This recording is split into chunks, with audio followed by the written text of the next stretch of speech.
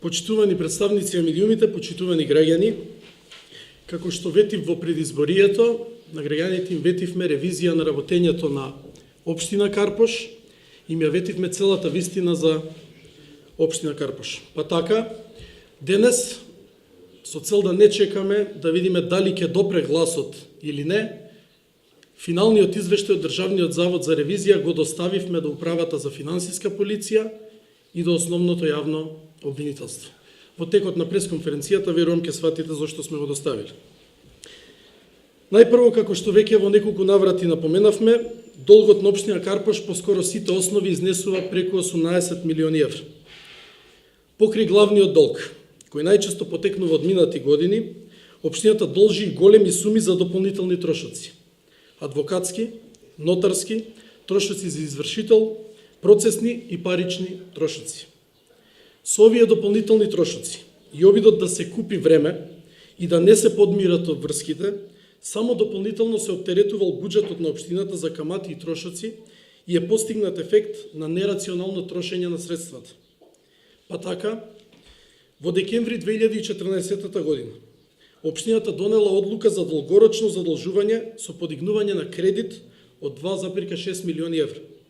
Намената на кредитот бил за тековни инфраструктурни проекти, а всушност кредитот е потрошен крајно ненаменски. Дополнително, за упишаното заложно право на идната градба и на земјиштето, односно за хипотеката на зградата која што би се градила и се гради, нема согласност ниту од Министерството за транспорт и врски, ниту од Државното правобранителство на Република Македонија, како надлежни органи за правната заштита на имотот на Република Македонија, со што е повреден член 12 од Законот за државно правобранителство. Дозволете накратко да извадам само неколку работи од финалниот извештај на Државниот завод за ревизија. Најпрво ќе се осврнам на овој објект што го спомнав, новата општинска зграда која е во тек на изградба, односно е прекината во моментов. Изградбата на административниот објект, нова општинска зграда, е врз основа на проект кој не е одобрен од страна на Советот на општината, како и без изменето одобрение за градба, што не е во согласност со Законот за градење и одлуката за изградба на административни објекти. Исто така, за овој објект направени се и повеќе измени на јавните набавки кои не се базираат воопшто на позициите предвидени во основниот проект. Да сумирам, крајен исход во делот за новата општинска зграда. Недоизградена општинска зграда, заглавена во правни, урбанистички и административни проблеми, подигнат кредит кој е потрошен ненаменски и за кој без никаква дозвола од Министерството за транспорт и врски, Народно правобранителство, истата таа зграда и земјата под неа се ставени како хипотека, односно залог. Дозволете да продолжам и со постоечките бараки. Овие бараки во кои што сега се наоѓаме, бараките во кои што е сместена општина Карпош. Најпрво, се склучува договор со економски оператор за демонтирање на бараки, старите бараки во кои што порано беше сместена општината, и нивно монтирање на локацијава каде што сега се наоѓаме. А всушност во реалноста се градат две сосема нови бараки. За постоечките простории во кои сме сега сместени, изградбата на овие бараки е без одобрение за градење и без одлука на Советот на општина Карпош. Во превод, овие две бараки се дивоградба. Општината, за подсетување, е токму надлежна по закон да се бори против дивоградбите, а самата е сместена во објекти кои се дивоградба. Тоа многу зборува и за целото претходно владење. Советот, дополнително, не бил запознаен и со целиот тек на настани во врска со економскиот оператор, кој што ги градел овие бараки, со оглед на висината на непризнаени обврски, дупло плаќање на истите обврски и за спорови кои се водат на суд. Да сумирам во делот за постоечките бараки во кои се наоѓаме. Општината работи и функционира во бараки кои се дивоградба и за таа дивоградба сме на суд и економскиот оператор има побарувања во висина од над 75 милиони денари.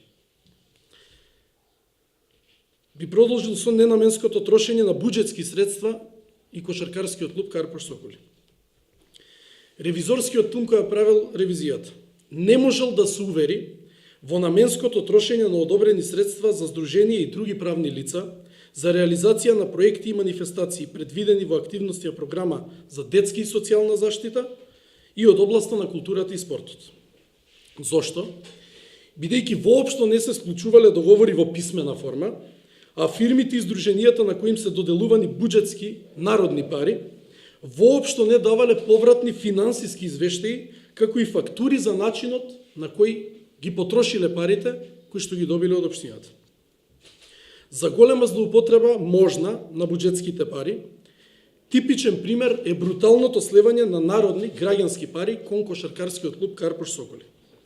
Само во 2016 година, година на која се однесува ревизијата, исплатени се средства во износ од 38 милиони денари или 618.000 евра на кошаркарскиот клуб.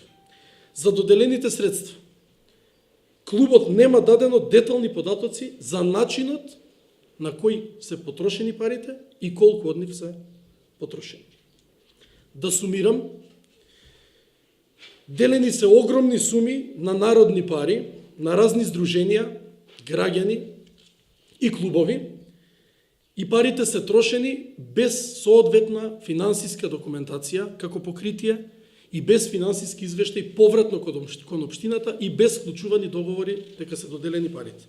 Практично добивате пари, велите дека ќе организирате нешто, останува општината и Државниот завод за ревизија само да ви веруваат на зборот дека тоа нешто сте го реализирале. Во прилог немате доставено никаков доказ дека тоа е направено.